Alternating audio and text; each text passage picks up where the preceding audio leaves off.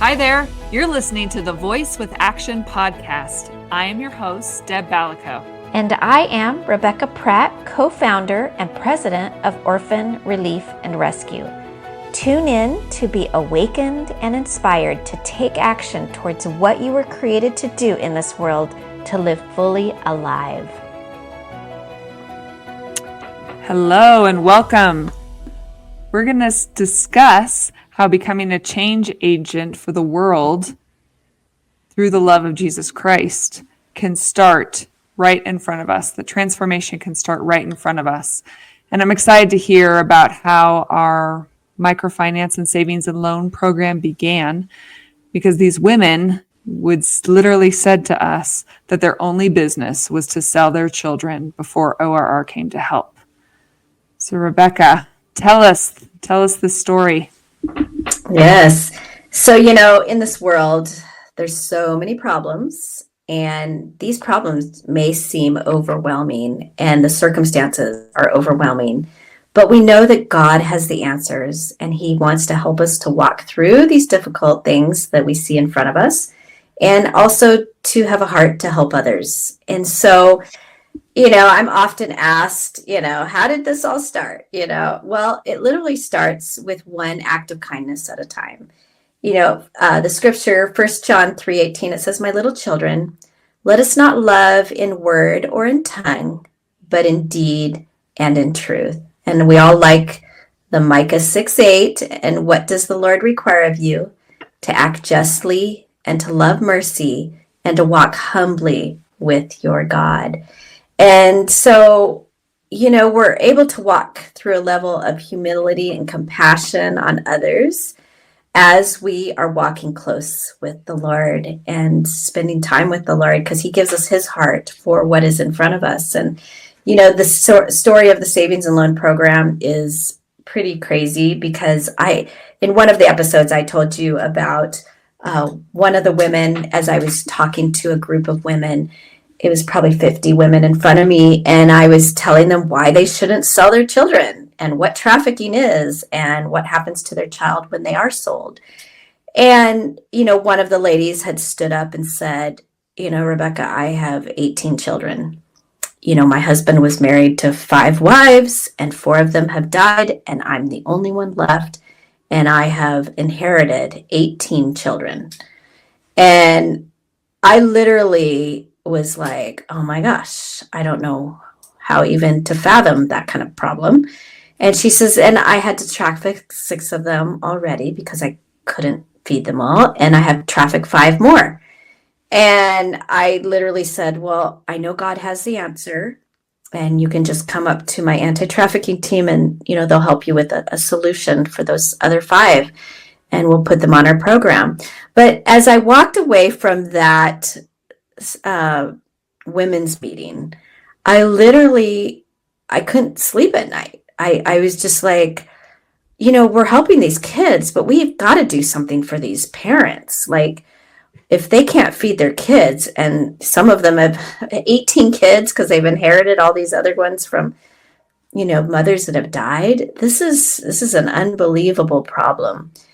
And I literally said, God, what's the answer here? And this whole savings and loan program came to mind.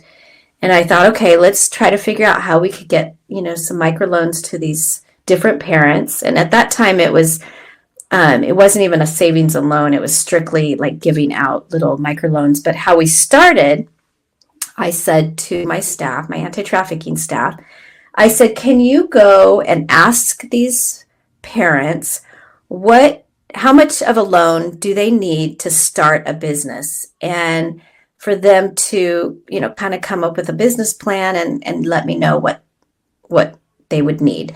So they came back to me and they came up with like Orange Grove fields. They needed like $3,000 to start at Orange Grove. And they had all these like grandiose ideas. And I was like, no, we can't do that. I said, okay, we need to rephrase this, go back to the table. I said, go back to them and ask them, what is the minimum we could give them? And they could start a business. And it has to be a business that they've done in the past, but and that they were successful with in the past, but they just have not been able to have the funds to start that business again. So they went back and I said, come up with a minimum. Like, what's the least amount we can give you? And you can literally start a business. And to my shock, they came back with the sum of $4. $4 is the minimum that they could have to start a business. And so I asked my staff, I said, what can they do with $4? Now, in this area, it is the area where 25 cents is the average wage.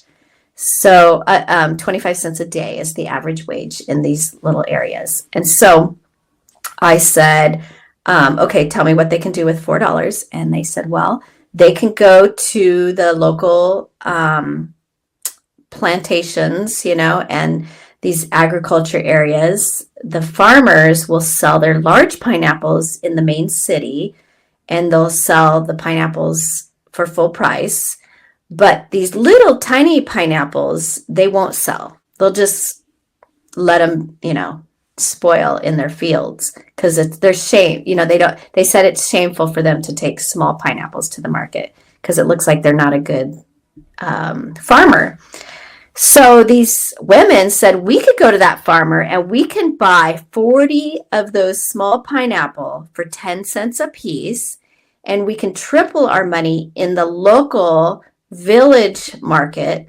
And we could get 30 cents a piece when we sell them in the Saturday market here in our local village. So they said we could pay back that next week. We could pay back our loan. So I thought, well, okay, let's try it. So that's what these parents, predominantly women at the beginning, is they would get these $4 loans and they would go and they would buy the smallest produce. So pineapples was just one example, but they did that with all the different produce, things, whether it be mangoes, corn, all kinds of different melons and even avocados. And so they would buy it for this, very inexpensive and triple their money in the market and then pay back their loan.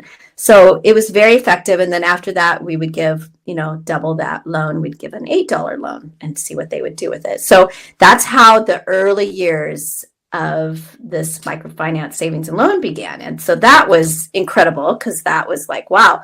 And the success was really saying, what have you done in the past that was successful, but you just don't have the money to start up again? And so that changed everything because then they all knew how to do the businesses that they were starting because they had done it in the past. And we had 100% success rate at that time. We had 100% payback rate in that season.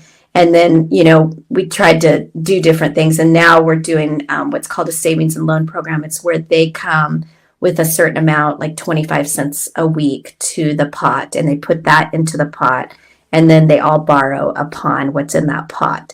And so it's turned into like more of a community co-op, which has been great for the whole community to be involved with that savings and loan program. So that was the beginning. And the first year I had, gone back to America, came back. My staff, we have a full staff with Orphan Relief and Rescue who run this program in the country full time. And so I had asked them, I want to hear testimonies, when I come back within a year of this, microfinance program, I want to hear testimonies from these women. So we go, and the very first woman that stood up, she said, Rebecca, our only business before you came was selling our children. She said, sending our children away. She said, our only business was sending our children away. She says, but now, since you've come, our whole life has changed. And I literally stopped my translator at that point because I thought he mistranslated. And I said, wait a minute. Did she say their only business was sending their kids away, literally selling their kids? And he says, well, of course, I translated that right. That's true. This is their only business here. This was their only business before we came. And I literally was like, okay, continue. And then she said, but we don't have to do that anymore. Now we've been shown a better way.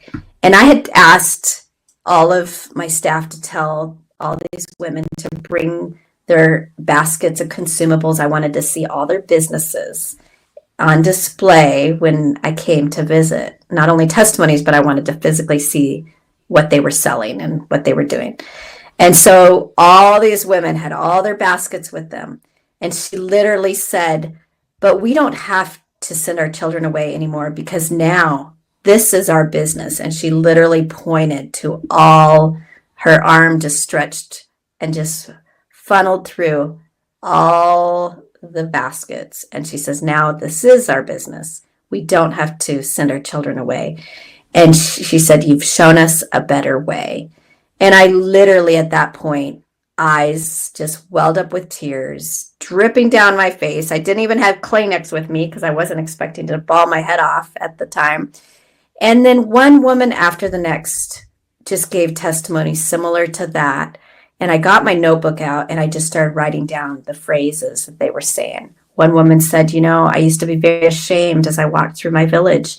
My head was low and I had to be sending my children to Nigeria because I couldn't feed them. And I was ashamed.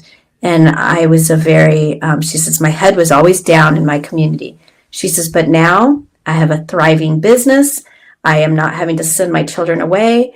I am able to feed my children. And she says, now I stand tall like a queen walking through my village with my head high. And I was like, oh my gosh. So I got my notebook and I'm like, she feels like a queen, you know, her head is high. And it was all dignity stuff, you know, value the Lord, how the Lord just values these women and has given them their dignity back through this program. And I just literally, I was like, this is God. This is how God works. You know, so you hear a need. It's completely ridiculous and impossible to do anything about it in my mind. But the God that we serve is so beyond what we can fathom or imagine. And he has a plan. So he puts a little idea in our head, and then we walk forward in that little idea.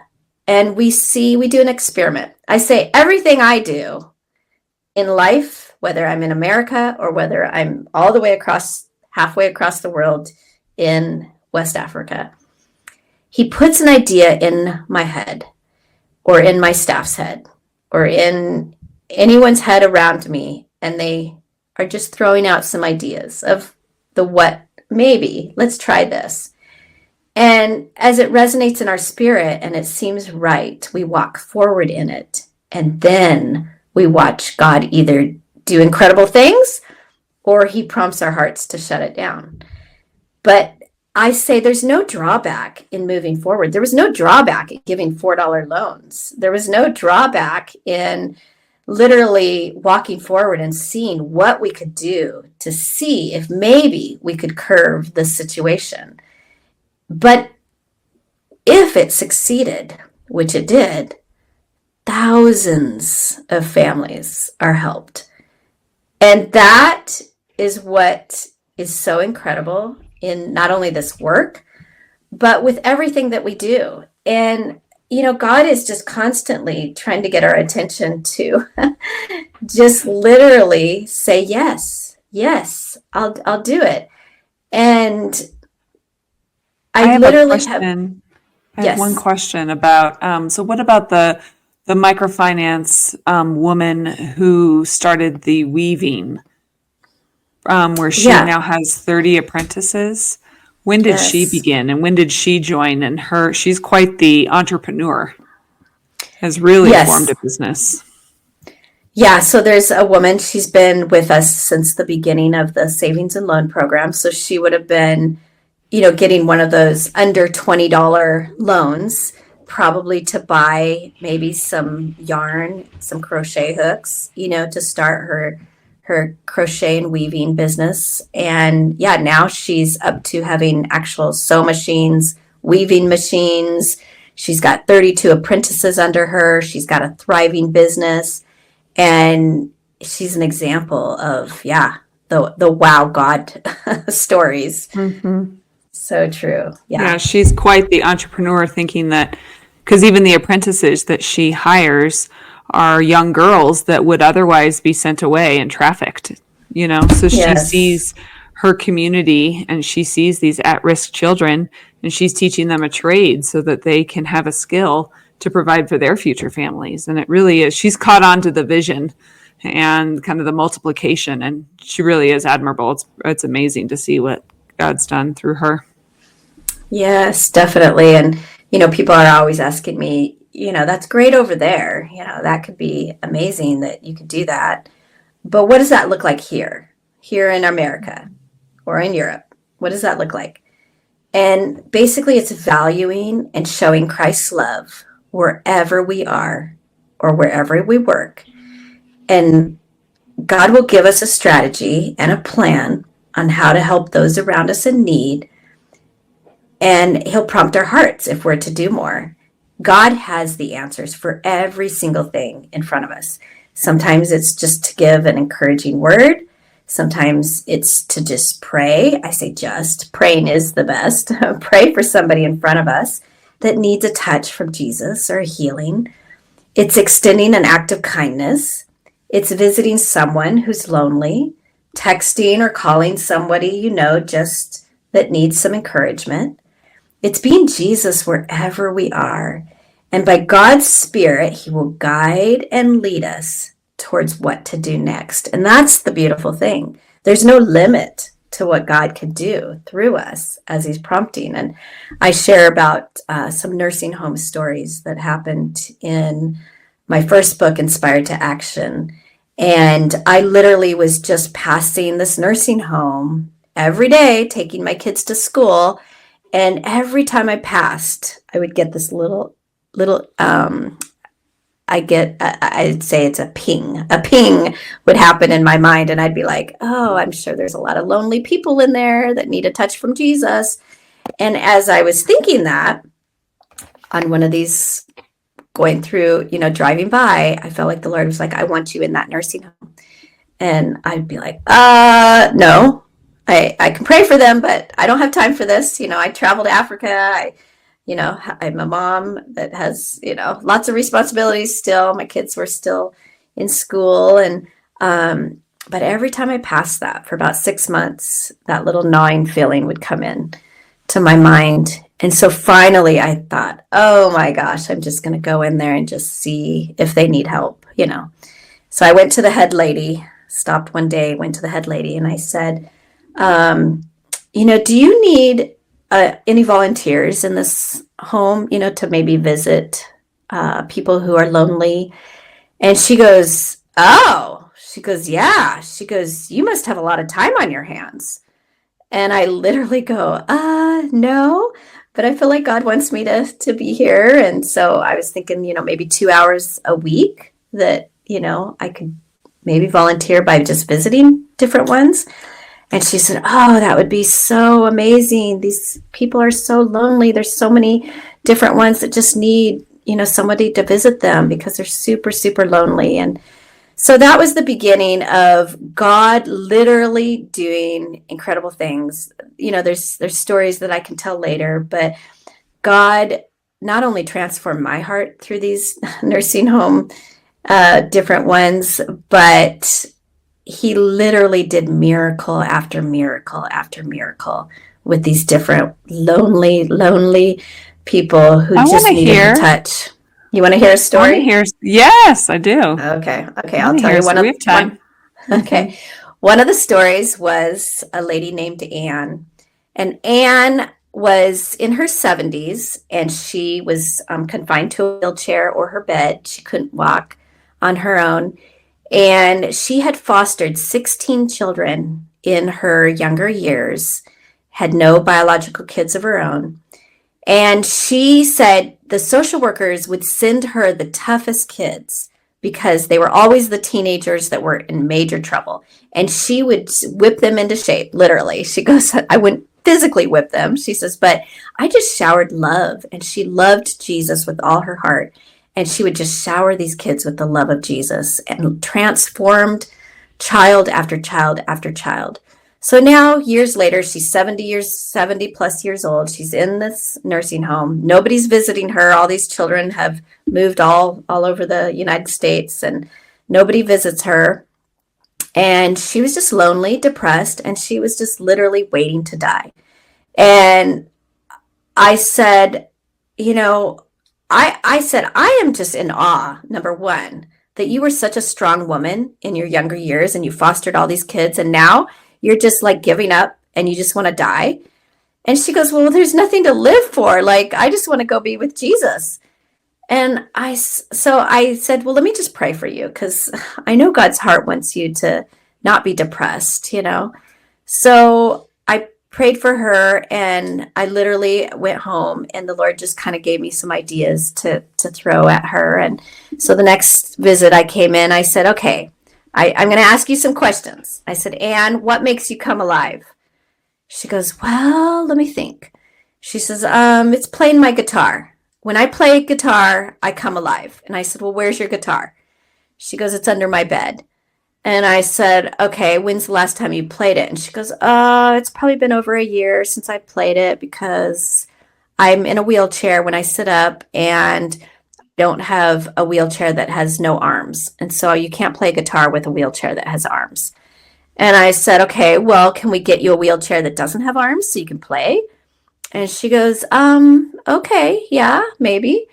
And so I said, okay, well, work with the staff here, get a wheelchair that doesn't have arms, and start playing that guitar. And then I'll talk to you next week about this. And so I come in the next week, and she is beaming from ear to ear. And she is like, I have been playing guitar every single day. I got a wheelchair with no arms, and oh my goodness, this is amazing. And she goes, my life has just completely changed. She goes, now I'm happy, I'm not depressed, and I feel so close to God when I'm playing this guitar. She says, I feel so loved by God as I'm playing these songs and worshiping. And I said, wow. I said, that was just 1 week. I said, okay, Anne. I said, now I'm going to challenge you with another thing. I said, there's all these people here in the nursing home that are depressed just like you were. And I said, they need a touch from Jesus from you. I said, so would you, go maybe 1 hour a day and go to different people's rooms who are depressed, and play your guitar for them, and just pray for them, and just minister Jesus to them. And she says, oh, I don't know if I could do that. And I says, well, why not? And she says, well, because I like TV, and I'm watching all these soap operas, and I'm really into my soap operas on TV. And I don't want to take my time away from those. And I said, okay, Anne, is there one that's not so great? Is there 1 hour in the day that you're not watching these soap operas that you can commit to God to go to these other rooms? And she goes, well, I guess between 3 and 4, it's like a talk show, and I don't really need to listen to those. So yeah, I could take from 3 to 4 every day. I could go. I said, okay, do that, and we'll talk next week.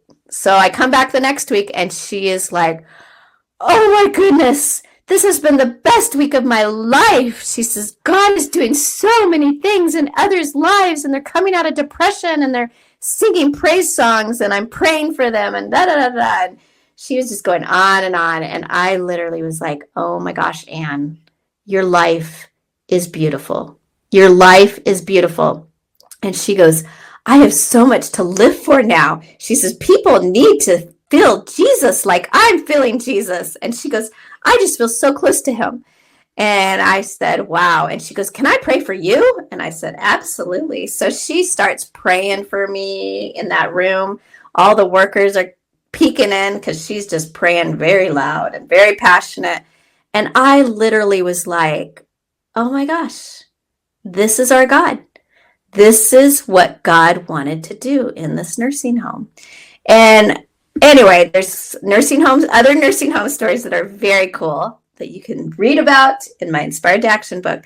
But that's the God we serve.